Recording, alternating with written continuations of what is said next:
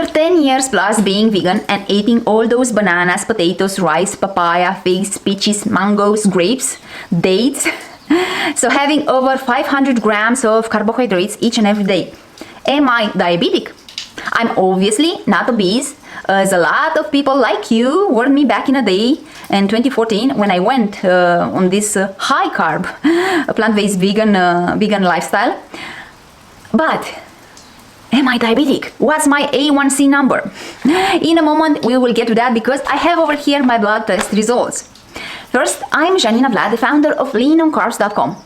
I'm here to help you adopt sustainably this high-carb, low-fat, whole food, plant-based vegan lifestyle to reap with benefits, being healthy, reversing your chronic conditions, increasing your longevity, and losing weight without cutting calories, without pursuing a calorie deficit, all the time eating to reach satiety.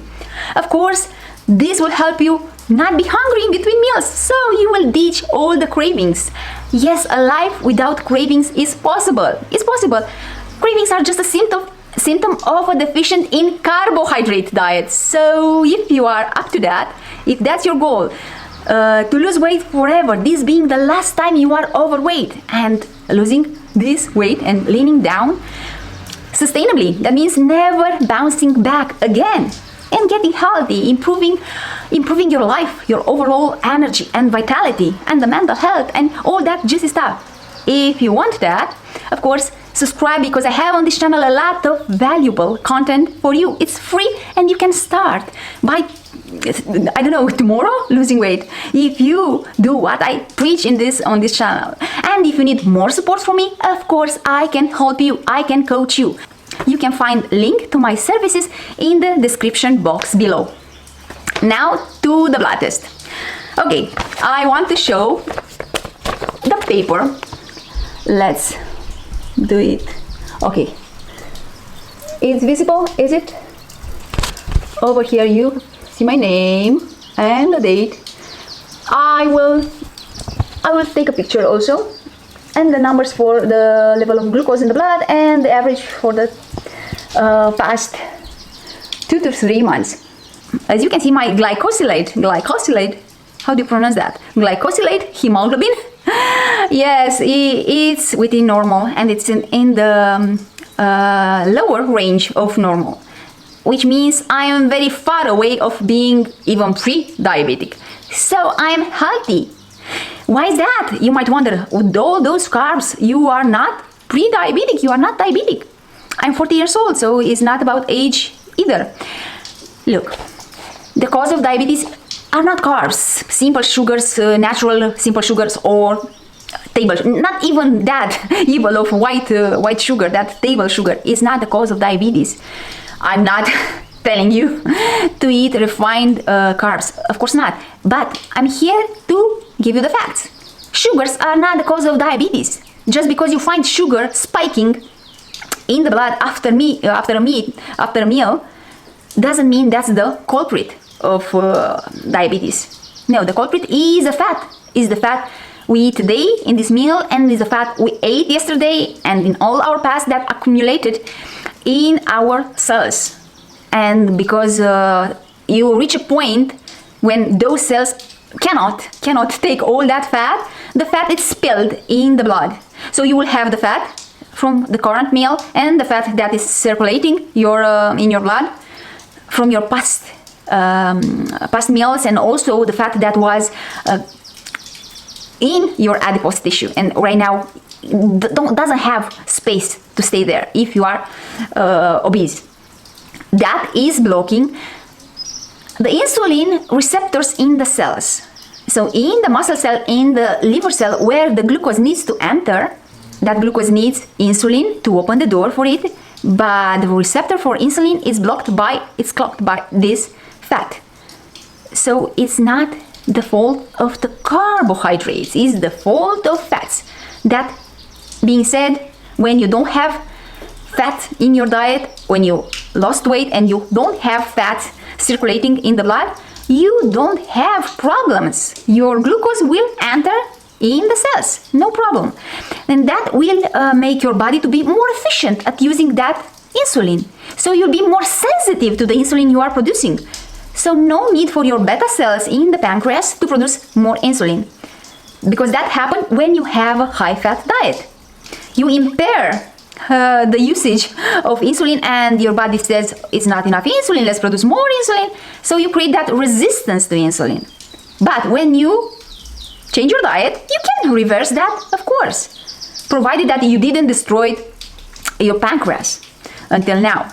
So that's great, it's good news, because our body has these capabilities to take a lot of shit from us, take a lot of abuse, and to restore itself, to reset, to come back to homeostasis. So your pancreas can get better, your liver can get better.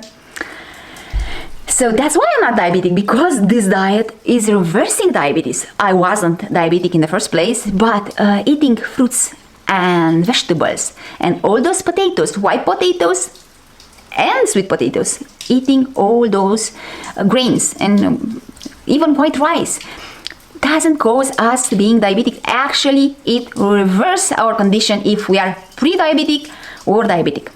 So yes, I hope I gave you some more confidence in this lifestyle. The next one we will have over here, because you are very, very curious about it, is cholesterol. Yes, let's see the numbers for cholesterol.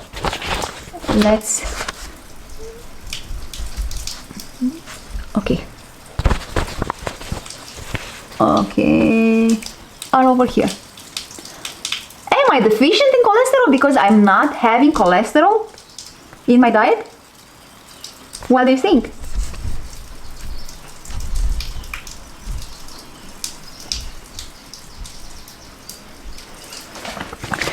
No, I'm not deficient in cholesterol.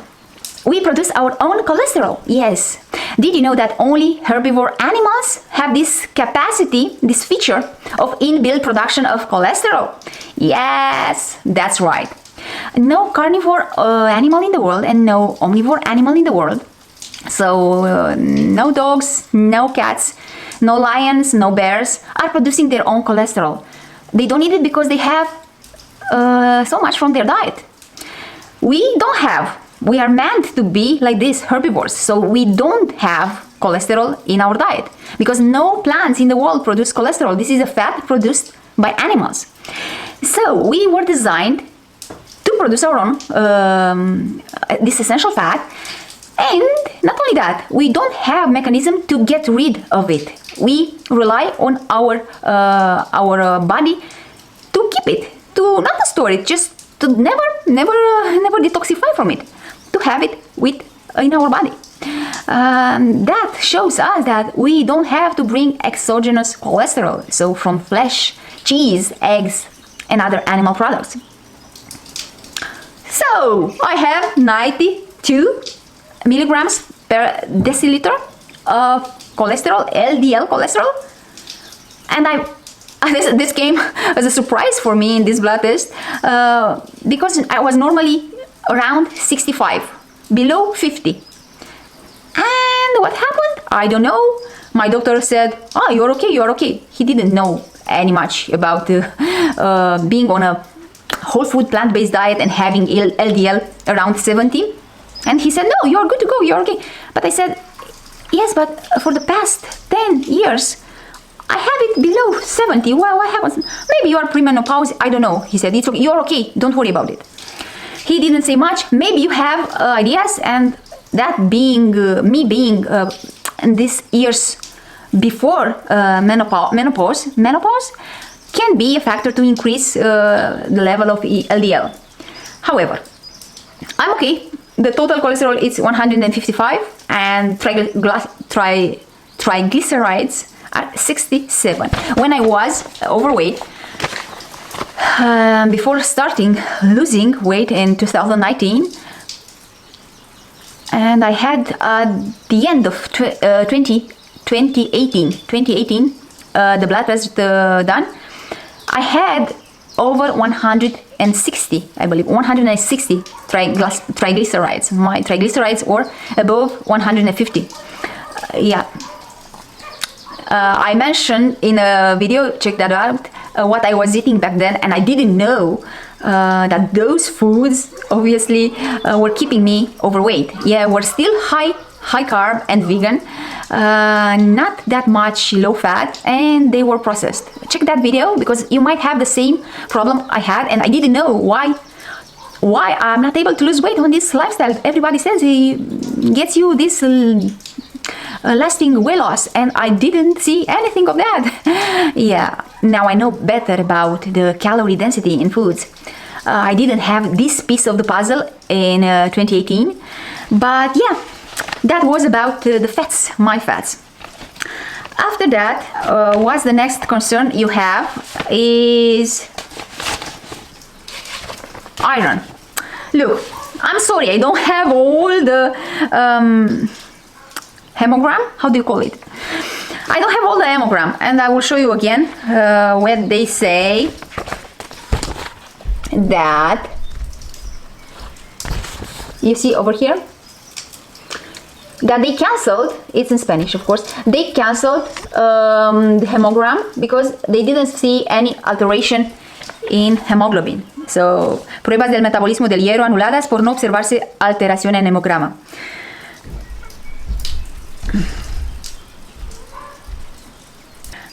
Which means they considered, maybe they were also cheap, they considered not only hemoglobin, but all the other numbers over here, they considered them within the normal range, and yeah, no need for more tests. Like you see, hemoglobin is 13.5. Hematocrit is 42%. Okay, that was about iron. Now let's speak a bit about sodium, because some people believe that we need to add this mineral from a rock on our food in order to have enough of it, in order to have electrolytes in our diet. Look, sodium is in the soil, and plants need sodium for their life, for their health. They need minerals. So they have enough sodium. And actually, we don't need that much sodium anyway. They say we need 2 grams of sodium per day, but that's wrong. And that keeps people having this high intake of sodium, because they believe, oh, I need to have around 2, I'm good to go if I'm 3. And the majority have over 5, over 6, some people 10 grams of sodium each and every day. Do you know that we need only 50 milligrams of sodium? I don't have obviously only that few milligrams of sodium. You will see in my what I eat in a day, and then you can see in the video I did about proteins. I made a simulation of what I eat in a day in Chronometer. You can see how much sodium I have. So having your sodium for these plants, not only the sodium but also potassium and all the other minerals we need and trace minerals, it's not complicated, it's easy. You don't have to do anything, just to eat enough calories every day, at least 2,500 calories if you are a woman, and at least 3,000 calories if you are a male, and of course much more than that if you are overweight. I was eating over 3,000 calories a day, sometimes over 4,000 calories a day when I was overweight and losing weight. Right now, I'm below 3,000 calories a day. Of course, above 2,200, depending on my level of intellectual activity and physical activity in general. So what's my sodium in the blood test? Because I told you I have enough, and you will see in Chronometer in the videos I told you how much I have in my foods. But what says the blood test? Okay. Is it visible? Of course. So it's within normal range, and potassium as well. So with all that, all those bananas and all those veggies, because not only bananas have potassium, I don't have an excess of potassium. There is no such a thing. Come on, don't be fooled anymore by those not well-intentioned people. Now let's check vitamin B12. B12 is produced by bacteria. It's not produced by animals. And people wrongly believe that if you don't eat animal products, you will get deficient in B12. Flash news. Almost half of this population, and the majority of them are not, of course, vegan, are deficient in B12, because B12 being produced by bacteria, and we having these animals that they would normally have in their digestive system, these bacteria that produce B12. I'm talking about ruminants, for example, cows. But we have these cows, and the majority of flesh and the majority of dairy production comes from farmed cows, comes from these animals that are grown in these big industrial farms, and they live in these unhealthy environments, and they don't graze on grass to have this natural diet of their species. So they get a lot of antibiotics. They get a lot of pills in order to avoid getting them ill. So all those pills, all those drugs they receive kill the bacteria that produce B12 in their bodies. That's why they receive in their diet supplements B12. Yes, the majority of the world production of B12 goes to, yes, animal agriculture, because they are bigger than us, the cows, and all these animals that are killed each and every year are in a higher number than human population. So they are over 100 billions animals that are killed each and every year for human consumption. So we are only 8 billions. They are much more than that. Over 100 billions of them are killed every year for their flesh. So we don't need a middleman. We don't need their flesh for our B12. We don't need that. We can take a pill for B12. And of course, if you live in a natural environment, and if you don't take antibiotics, and if you eat food from your garden and you don't wash that food that much, so you are good to have your own internal B12 production. But for the majority of us, we live in these artificial environments, and of course we sanitize everything, we wash and extra wash everything we eat, and of course majority of us, we take these antibiotics. We don't have these bacteria that, yes, produce B12, and even for us, not only for some animals in the world. And not drinking water from streams, how do you call that? Natural water. All our water is sterilized, is pasteurized, pasteurized is basically it's not dead water, but we don't have those bacteria in the water. We don't drink water from ponds like we used to drink. So that being said, is a worldwide situation with this B12 deficiency. Is not a specific issue for vegans.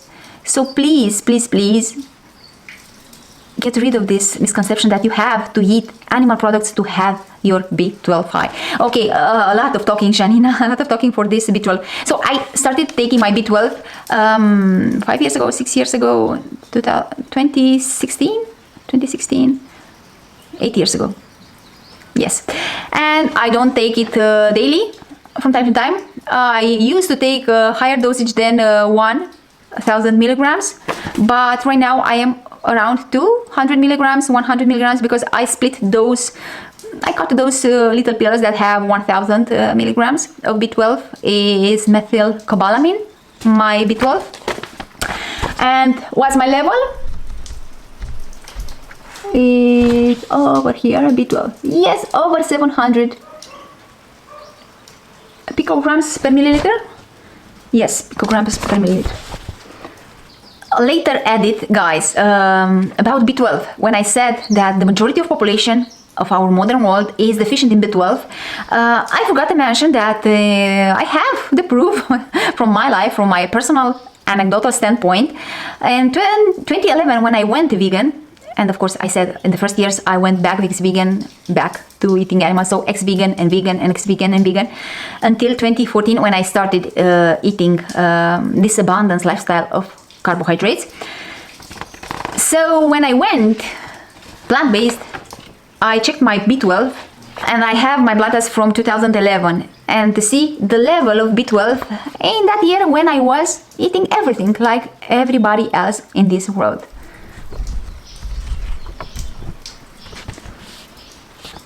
Can you see it? Yeah, it's below 200. It's below 200, and I was basically deficient because they don't admit it, but if you are below 450, you may be deficient.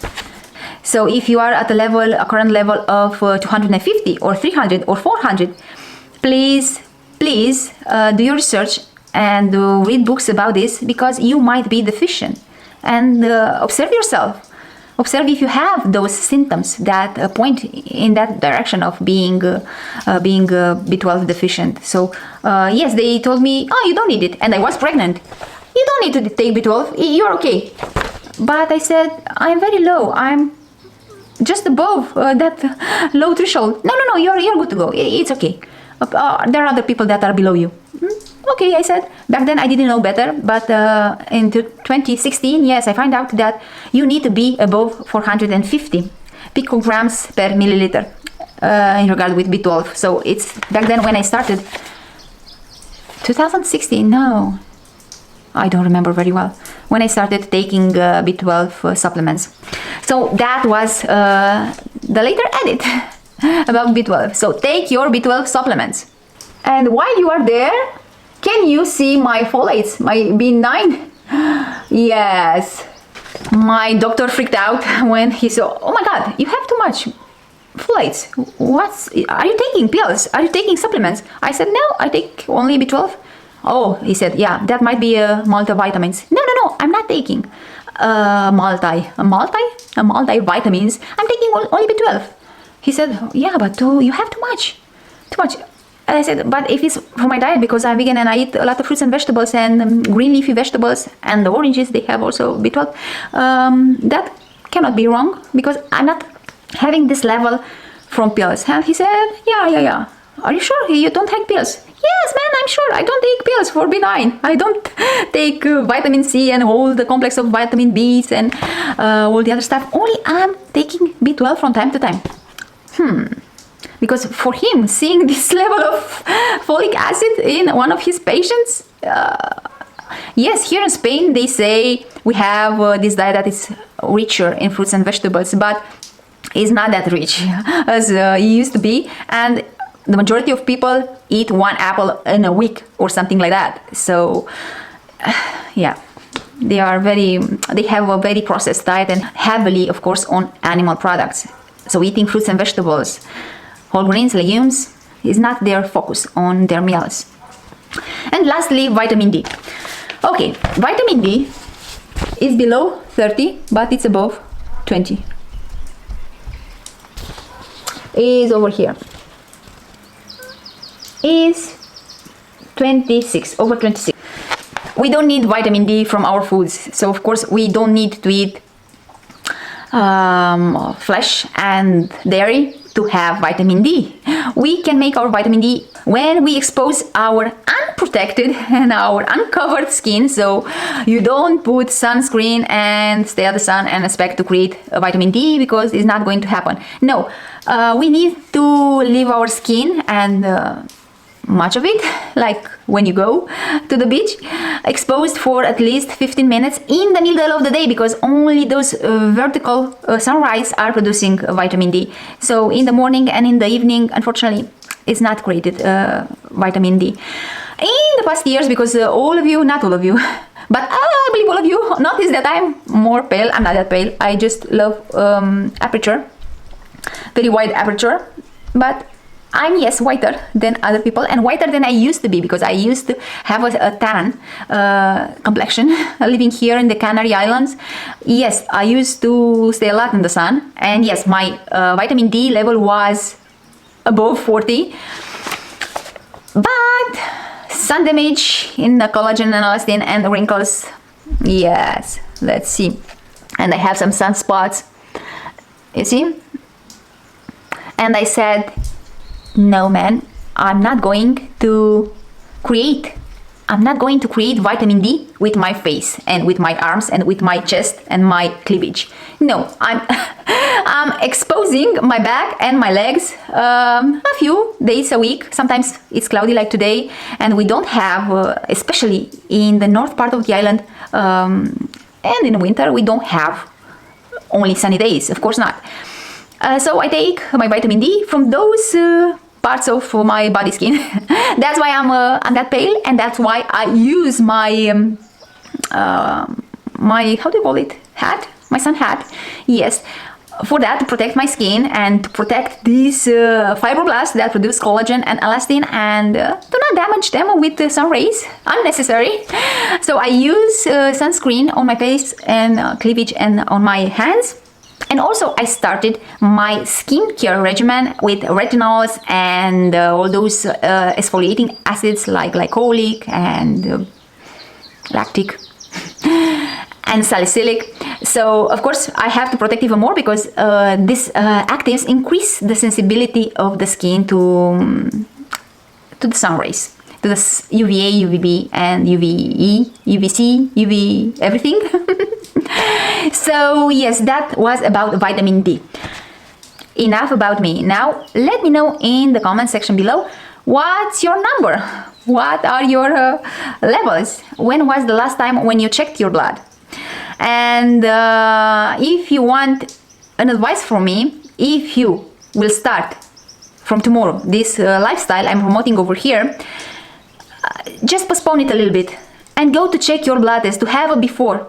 Please, it's very important to have before, because there are so many ex-vegans that they said how their health declined on this plant-based vegan lifestyle, but they don't have the numbers, objective numbers. They have only what they feel, all these subjective impressions. So sometimes we need data, we need observations, of course, we need numbers, It's good to have this blood test to have a picture of what your blood is like on this current diet you are having right now. And of course, after 3 months, you will do the blood test again, or in 6 months, to see all those numbers won't lie you. Yeah, it's a very great tool to increase your confidence. You will feel the benefits in your body. You will see the results in the mirror. You will feel it. Your life will improve. But numbers will add the bonus confidence you and the family and your doctor will need. So give it a like. What's not a like? It's good news. Yeah, you can be healthy on a vegan diet if you eat enough and if you focus on the right macro, which is carbs. The protein and the rest will come with it. But if you don't eat enough carbohydrates, you will crave, and you will crave animal products, and you will go back. You will go ex-vegan. So that's why you need to focus on the right macro, that is carb. Protein and fat come in the pack, because there is no high-carb plant-based whole food diet that lacks and misses fatty acids and amino acids. I already created videos about that, so check those out. Share this video with your friends, subscribe for more, and until next time, watch this.